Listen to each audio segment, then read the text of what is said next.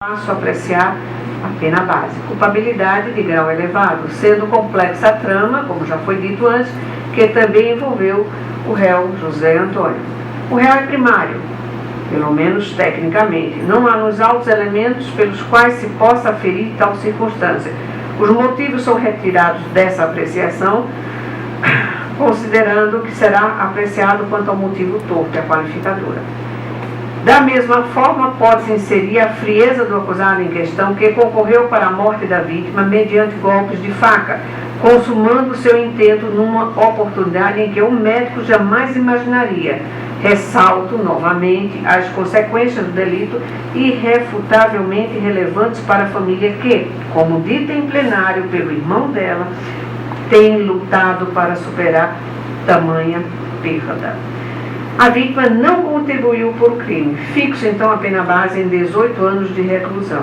À época do fato, o réu José Antônio Neto estava com menos de 21 anos de idade, incidindo, pois, a atenuante do artigo 65, inciso 1º do Código Penal Brasileiro, razão pela qual reduzo a pena outrora imposta em 4 meses. Por outro lado, não vislumbro agravantes a serem computados no presente caso. Não existe causas de diminuição e aumento de pena a serem computadas. Desse modo, tem-se como pena resultante 17 anos, 18 meses de reclusão. Ainda quanto ao mencionado acusado, no que tange à prática do tipo previsto no artigo 211 do Código Penal, passo a apreciar as circunstâncias judiciais. Como elas já foram anteriormente apreciadas, fixo a pena base em 2 anos de reclusão, que a reduz em 4 meses em virtude da menoridade do acusado à época do crime, como também diminuo de 2 meses em virtude da confissão do réu. Não incide agravante, de igual modo, inexiste causa de diminuição e aumento de pena. Desse modo, resulta como pena quanto à ocultação de cadáver 1 ano e 6 meses de reclusão. Considerada a regra prevista no artigo 69 do Código Penal, concurso material, proceda ao somatório das penas acima imposta, de modo que resultem a ele 19 anos e 2 meses de reclusão. Todavia, subtraio da reprimenda acima o período no qual o condenado já se encontra recolhido provisoriamente, o que corresponde a 1 ano, 7 meses e 1 dia de reclusão. Dessa forma, resta a José Antônio da Silva Neto o cumprimento de 17 anos, 6 meses e 29 dias, a serem, conforme artigo 33, parágrafo 2º alineado do Código Penal, inicialmente cumpridos em regime fechado, junto ao presídio Rorinildo da Rocha Leão, em Palmares, Pernambuco. Ademais, conforme citadas circunstâncias judiciais, fico a pena de multa em 20 dias multas, da qual reduzo em 5 dias em virtude das atenuantes da menoridade e da confissão, perfazendo, ao final, 15 dias multas. Fixo o dia multa em 1/3 do salário mínimo vigente à época dos fatos, tendo-se assim a pena de multa em R$ 310,95, desprezando-se as frações de reais em consonância com o artigo 11, doutora Tereza e doutor Luiz Antônio Marques de Mello. É um momento solene, eu não admito conversa paralela.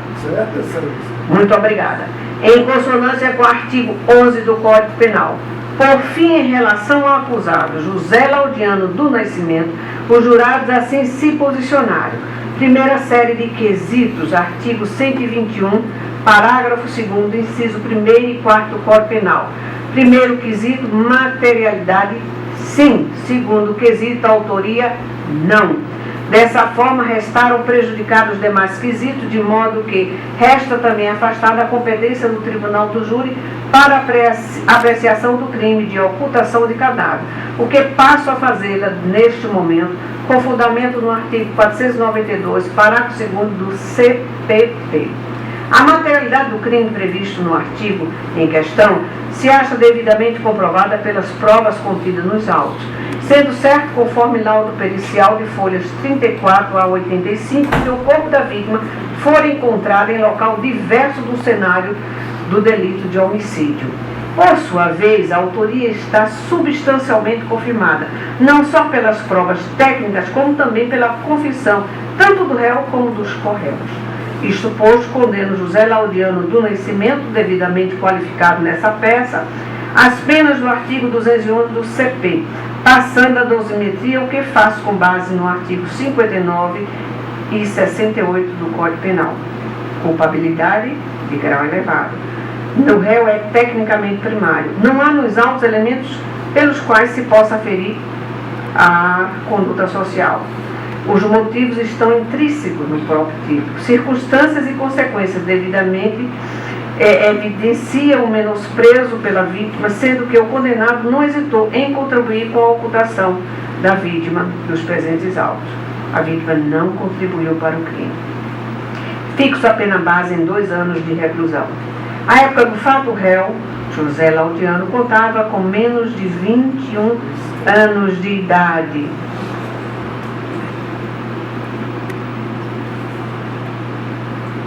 Incidindo, pois, a atenuante do artigo 65, inciso 1º do CPB, razão pela qual reduzo a pena outrora imposta em 4 meses. Incide, ademais, a atenuante da confissão, prevista no artigo 65, inciso 3º, a linha D do Código Penal Brasileiro, motivo pela qual reduzo a pena outrora imposta em mais 2 meses. Por outro lado, não vislumbra agravantes a serem computadas no presente cálculo. Não existe causa de diminuição e aumento de pena a serem comentadas. Ademais, conforme as citadas circunstâncias judiciais, fixo a pena de multa em 20 dias multas, da qual reduzo em 5 em virtude da atenuante da menoridade da confissão, perfazendo 15 dias multas. Fixo o dia multa em 1/30 do salário mínimo, vigente à época dos fatos, perfazendo então a multa em R$ 310,95, desprezando-se as frações de reais, de acordo com o artigo 11 do Código Penal.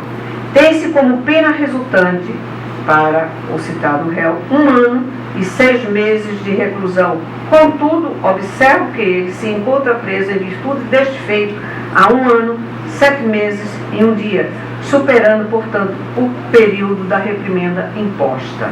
Expressa-se alvará de soltura em favor de José Laudiano do Nascimento, devendo os autos seguirem para o Ministério Público a fim de apreciação da extinção da punibilidade, após o trânsito em julgado. Por fim, pontuo que persistem as razões de ordem pública que ensejam a decretação da prisão preventiva, que decretou a prisão preventiva dos condenados Antônio Agostinho, Edinaldo Brandão e José Antônio Neto, com vista a não só evitar a reiteração criminosa, mas também em face da culpabilidade dos agentes, notadamente elevada, como outrora considerado. Devem, pois, os condenados aguardarem detidos o trânsito em julgado da presente decisão. Providencia a Secretaria a imediata expedição de carta de guia provisória, encaminhando ao juízo das execuções penais, à exceção de José Laudiano.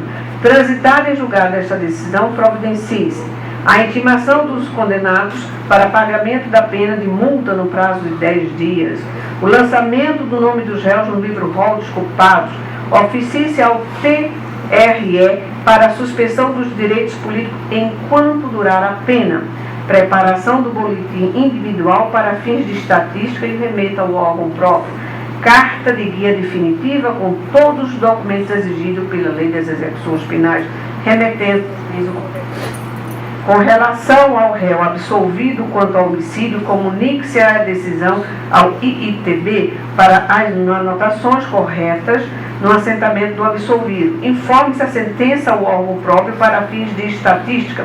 Recolham-se com relação a ele todos os mandados de prisão, porventura tenham sido expedidos. Quanto aos advogados, doutora Catarina Andréa Quirino e Valério Silveira Lima, nomeados para a defesa em plenário dos réus Edinaldo Brandão e José Antônio da Silva Neto, tendo em vista a impossibilidade da Defensoria Pública indicar profissional para esse fim, frente à expressiva demanda deste órgão, arbitra honorário no valor de R$ 6.000 para cada um destes nobres defensores, conforme tabela da OAB seccional Pernambuco, Condeno proporcionalmente em custo o réu Antônio Agostinho Alves Muniz Filho, sem custos em relação aos demais por terem sido defendidos em plenário pela Defensoria Pública e por advogados nomeados. Sentença publicada em plenário no Tribunal do Júri, ficando de logo intimados os presentes, devendo a chefe de secretaria proceder ao registro desta decisão. Palmares, Pernambuco, às 5h17 do dia 22 de março.